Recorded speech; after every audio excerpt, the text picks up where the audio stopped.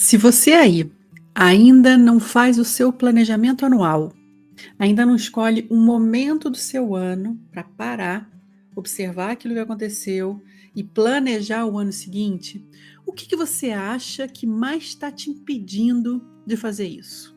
Quais são os obstáculos ou qual é aquele obstáculo maior que você acha que está te impedindo de parar para pensar no seu ano e fazer o seu planejamento anual? Essa minha pergunta, ela tem duas motivações principais. A primeira, porque a gente está no início de ano e é muito comum que nessa época do ano ou no final do ano anterior, a gente comece a olhar para o futuro pensando em planejá-lo. Mas muitas vezes a gente encontra alguns obstáculos internos e externos para fazer isso. E a outra motivação é eu coloquei no meu Instagram recentemente uma caixinha de perguntas onde eu fazia exatamente essa pergunta. O que você acha que é o teu maior obstáculo na hora de fazer o seu planejamento anual? E a resposta que eu mais ouvi foi: começar. O difícil é começar. Então vamos falar um pouquinho sobre isso hoje? Nesse vídeo eu quero falar sobre isso, sobre esses começos, sobre esses recomeços e também quero te dar uma inspiração que hoje foi para mim interessante e que eu quero partilhar com você, que tem a ver com esse livro aqui, que é um livro que propõe que você leia uma página por dia. Aliás, ele é dividido por dias durante todo o ano. E eu quero falar sobre o texto de hoje, que é um texto que tem muito a ver com começar e coisas que muitas vezes limitam a gente e que tiram a nossa liberdade de escolher aquilo que a gente quer pra gente.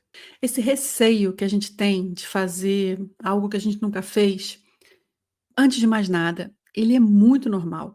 Então, você aí que não está sabendo como começar esse processo de organização da sua vida, que pode ser um planejamento anual para você olhar para os seus meses e intencionar o seu ano, fica tranquila. É super normal você não saber como começar. O que eu posso começar a te dizer é que esse teu medo de começar, ele pode ter a ver com uma série de fatores que podem estar ligados a você achar que tem que reunir um conjunto de condições para que aquilo aconteça, e isso que eu estou falando vale tanto para o seu planejamento anual quanto para qualquer coisa que você queira iniciar na sua vida, uma nova estratégia de alimentação, um plano de exercícios, um cuidado com o seu sono, uma rotina de leitura, qualquer sistema de organização que você queira implementar na sua vida, ele pode estar sendo dificultado por uma ideia sua de que as coisas têm que acontecer de uma determinada maneira e que se não for daquela maneira, é melhor nem começar. E aí você vai adiando, adiando, adiando. Outra coisa que pode estar te impedindo de começar é uma falsa ideia de que você está sem tempo. E eu não estou querendo dizer com isso que você tem tempo sim e que a gente tem o mesmo tempo. Eu sou totalmente contra esse tipo de discurso. Mas pensa no seguinte, e é essa reflexão sobre o tempo que eu vou deixar para você. Se organizar vai justamente te dar mais tempo. A gente faz um planejamento de organização justamente para ter uma vida mais tranquila, para ter uma mente mais calma, para ter mais tempo para fazer aquilo que a gente quer fazer, e não só aquilo que a gente precisa fazer na vida. Então, quando você achar que está sem tempo para se organizar, pensa que se organizando, você vai ter mais tempo para se organizar e para todas as outras coisas da tua vida. Relativamente à ideia do momento ideal, do planejamento perfeito, o que eu posso dizer é que isso não existe. Não existe planejamento perfeito. Até porque um bom planejamento é aquele que vai sendo revisado ao longo do tempo. Ou seja, vai sendo lapidado, vai sendo transformado à medida que você vai vivendo as coisas que você planejou. Às vezes também é difícil começar porque a gente não tem muito bem clareza daquilo que a gente quer.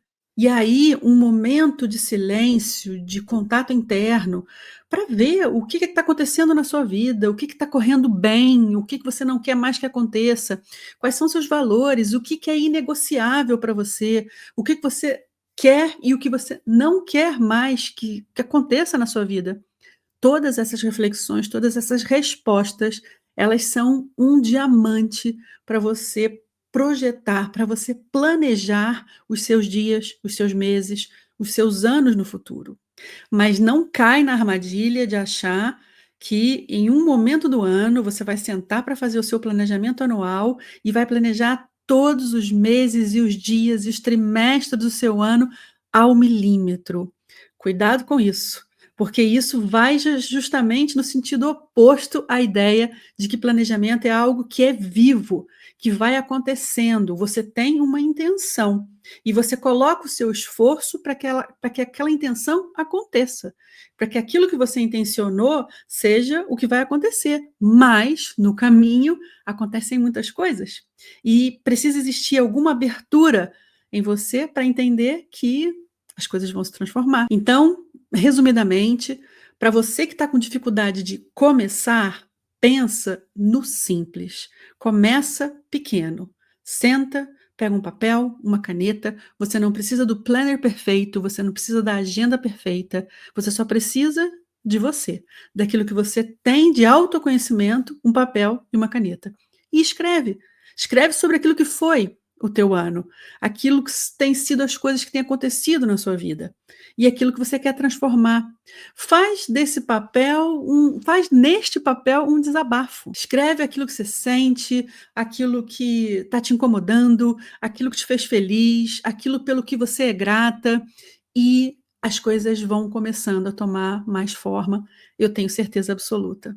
E sobre esse livro aqui, que é um livro que normalmente eu leio todos os dias, tem dias que eu não consigo me organizar para tal, mas normalmente eu leio, ele propõe uma leitura por dia. Então, cada página é um dia.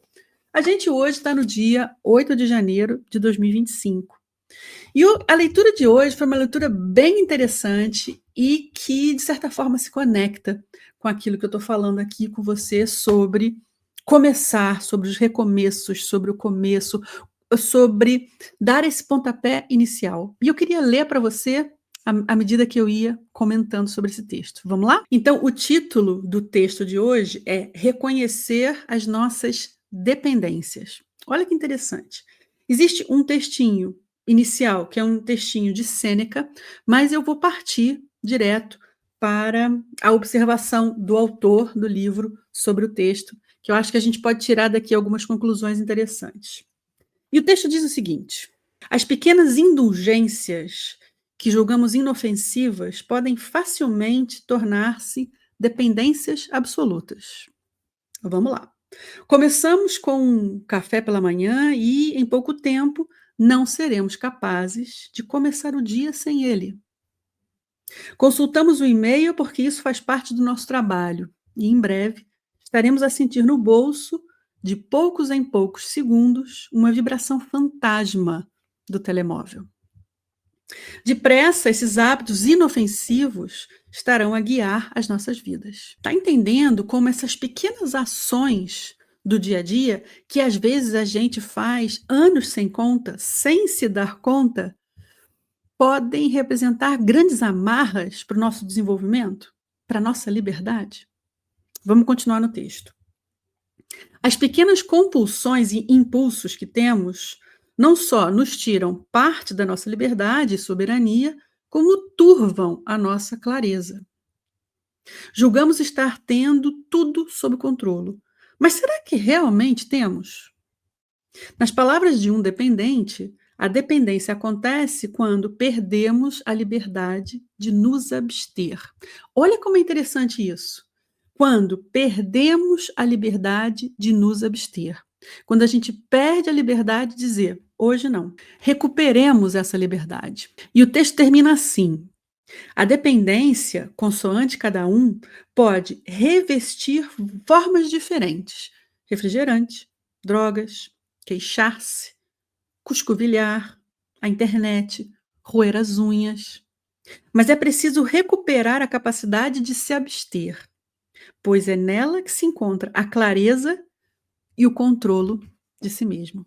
E esse é o texto de hoje.